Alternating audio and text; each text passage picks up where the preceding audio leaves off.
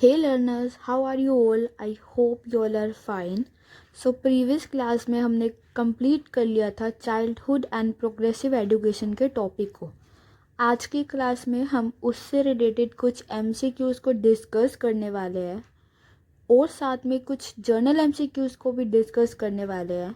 अगर आपने हमारी पूरी प्लेलिस्ट साइकोलॉजी की देख ली हो तो मैं बिलीव करती हूँ कि आपकी साइकोलॉजी में एक बेसिक अंडरस्टैंडिंग बन चुकी होगी। तो चलिए स्टार्ट करते हैं। वीडियो स्टार्ट करने से पहले अगर आपको हमारा वीडियो हेल्पफुल लगता है तो आप वीडियो को लाइक, चैनल को सब्सक्राइब और फ्रेंड्स के साथ शेयर भी कर सकते हैं। तो चलिए स्टार्ट करते हैं हमारे फर्स्ट क्वेश्चन से। Curricular goals in progressive education emphasises means जो करिकुलर गोल्स होते हैं प्रोग्रेसिव एजुकेशन के वो किसको इम्पोर्टेंस देते हैं। देखो, हमने प्रोग्रेसिव एजुकेशन के बारे में डिस्कस किया था। प्रोग्रेसिव एजुकेशन मीन्स कि बच्चे को लर्निंग बाय डूइंग करवाना, इंडिविजुअल डिफरेंसेस को ध्यान में रखना। चाइल्ड जो होता है इसमें अपने एक्सपीरियंस से सीखता है। सबसे ज़्यादा यहाँ पे चाइल्ड का एक्टिव पार्टिसिपेशन होता है, राइट। तो अगर ऑप्शन 1 को देखें, रोट मेमोराइजेशन, तो ये हमारा आंसर नहीं हो सकता। कभी भी हमें बच्चे को रटवाना नहीं है, बच्चे को समझाना है। Next, conformity to authority means कुछ स्ट्रिक्ट रूल्स बना दिए जाए बच्चे के लिए कि बच्चे को सिर्फ वही फॉलो करने हैं, तो नहीं। Next, critical thinking, yes critical thinking इसका राइट आंसर है। क्रिटिकल थिंकिंग मीन जो बच्चा है वो इवेल्युएट करके, इंटरप्रेट कर कर या किसी चीज़ का एनालिसिस करके सीख रहा है या सोच रहा है। इन शॉर्ट हम ये भी बोल सकते हैं कि वो अंडरस्टैंड करके सीख रहा है। ठीक है, तो इसका आंसर क्रिटिकल थिंकिंग होगा। फिर भी हम नेक्स्ट ऑप्शन देख लेते हैं, recall and drill. Recall means बच्चे को एक तरीके से रटवाना, ड्रिल प्रैक्टिस करवाते रहो किसी बच्चे को। सी, जब भी ऐसे वर्ड्स आ जाए, रोड मेमोराइजेशन, रिकॉल, ड्रिल, ऐसे वर्ड्स को हमें अवॉइड करना है। ऐसे वर्ड्स हमारे आंसर्स नहीं हो सकते क्योंकि हम बच्चे को रटवाते नहीं हैं। ऐसा नहीं होता कि हम बच्चे को एक डेफिनेशन दे रहे हैं और बच्चे को याद करवा रहे हैं कि यही तुम 4-5 लाइनें कर लो और तुम रट लो इसको और यही एग्ज़ाम में जाके लिखाना। हमें बच्चे के समझने पर फोकस करना है, राइट। तो इसलिए हमें ऐसे वर्ड्स को इग्नोर करना है। तो चलिए नेक्स्ट क्वेश्चन पे मूव ऑन करते हैं। Bindu is very enthusiastic to do projects on her own. She comes up with original and divergent solutions. These are characteristics of, basically एक गर्ल है जिसका नेम बिंदु है। वो बहुत इंटरेस्ट के साथ प्रोजेक्ट को करती है और ख़ुद से करती है, और जो उसके आइडियाज़ होते हैं वो ओरिजिनल होते हैं और जिसके लिए वो डाइवर्जेंट सॉल्यूशन लाती है। अब डाइवर्जेंट सॉल्यूशंस मीन्स कि वो डिफरेंट तरीके से सोचती है। ठीक है, डिफरेंट आइडियाज़ का यूज़ करती है।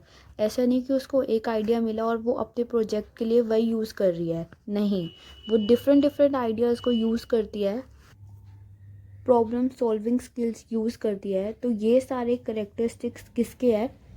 क्रिएटिविटी के। तो हमारा आंसर क्या हो जाएगा यहाँ? क्रिएटिविटी।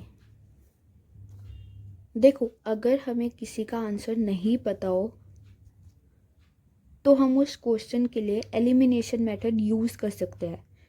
हमने प्रीवियस क्लासेस में पियाजे की थ्योरी को डिस्कस किया है, तो हमें पता है जो ईगोसेंट्रिज्म है ये पियाजे के थ्योरी से रिलेटेड है। तो ये आंसर सही होगा। यहाँ पे तो पियाजे की थ्योरी से रिलेटेड बात ही नहीं हुई है, राइट। नेक्स्ट आता है extrinsic motivation. Extrinsic motivation means कि बच्चा कुछ एक्टिविटी कर रहा है रिवॉर्ड के लिए या पनिशमेंट से बचने के लिए। मीन्स उसका खुद का इंटरेस्ट नहीं है लेकिन वो मजबूरी के साथ कर रहा है, हम ऐसा बोल सकते हैं। जैसे मान लो एक बच्चे को स्टडीज़ कंप्लीट करनी है लेकिन स्टडीज़ के साथ साथ वो जॉब भी कर रहा है। अब वो जॉब क्यों कर रहा है? क्योंकि उसकी मजबूरी है, उसको पैसे चाहिए, वो सैलरी के लिए जॉब कर रहा है।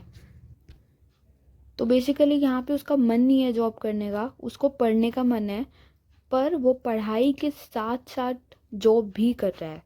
क्यों कर रहा है? पैसे को लिए कर रहा है। तो इसको हम एक्सट्रिंसिक मोटिवेशन बोल सकते हैं। नेक्स्ट आता है हमारा कॉग्निटिव डेवलपमेंट। कॉग्निटिव डेवलपमेंट किसने यूज़ किया था? पियाजे ने। तो ये भी हमारा आंसर नहीं हो सकता। तो क्या आंसर होगा हमारा? क्रिएटिविटी। आई होप आपको ये समझ आ गया हो। नेक्स्ट पे चलते हैं।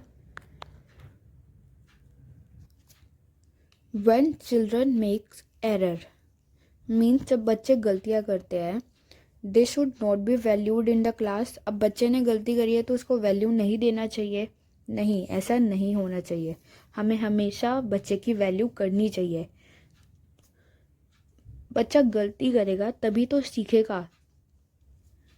Next, they should be asked to keep repeating the task till the time they omit the error.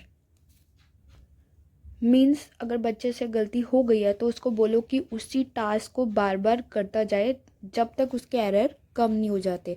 तो ऐसा भी हमें नहीं करना चाहिए। अब देखा जाए, ये तो हम एक तरीके से बच्चे को रटवा रहे हैं कि फॉर एग्जांपल अगर मैंने बच्चे को बोला कि कैन लिखो और उसको कैन लिखना नहीं आया, तो हमने उसको बार बार मैंने प्रैक्टिस करवा दी कि कैन बार बार लिखो। 10 टाइम्स लिखने पर तो बच्चे को आ जाएगा। तो बच्चे ने यहाँ किया क्या? बच्चे ने समझा नहीं, बच्चे ने ये चीज़ लर्न कर ली। तो हमें ऐसा नहीं करना, ठीक है। नेक्स्ट पे मूव ऑन करते हैं। They should be shifted to separate section of classroom. तो बच्चे को ही शिफ्ट कर देना चाहिए दूसरे सेक्शन में कि नहीं, आपसे नहीं होगा, आप बार बार गलती करते हो, तो आप दूसरी क्लास में बैठो। तो हमें ऐसा भी नहीं करना चाहिए। नेक्स्ट एंड लास्ट आता है, the teacher should have discussions with the child to gain an understanding about the child thinking. तो यस, यही हमारा आंसर हो जाएगा।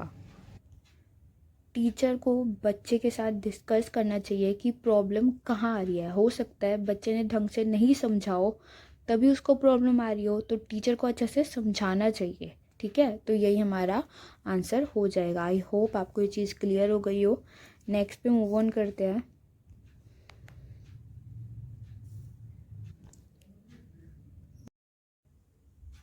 विच of the following is a primary characteristics of progressive education. तो primary characteristics क्या होते हैं प्रोग्रेसिव एजुकेशन के? फर्स्ट है frequent paper pencil based test to assess learning. Means हमें बच्चों की लर्निंग को असेस करने के लिए हमेशा पेपर पेंसिल बेस्ड टेस्ट ही लेने चाहिए। तो ऐसा पॉसिबल नहीं है। हमें कैसे पता चलेगा पेपर पेंसिल टेस्ट से कि बच्चे को कितना लर्न हुआ है या बच्चा कितना अंडरस्टैंड कर रहा है? अब हो सकता है कि बच्चा घर से रट कर आ जाए 1-2 क्वेश्चन और वही पेपर में आ जाए और बच्चा सेम लिख दे, बच्चे ने रोट मेमोराइजेशन किया हो। तो हमेशा पेपर पेंसिल बेस्ड टेस्ट से लर्निंग को असेस नहीं किया जाता।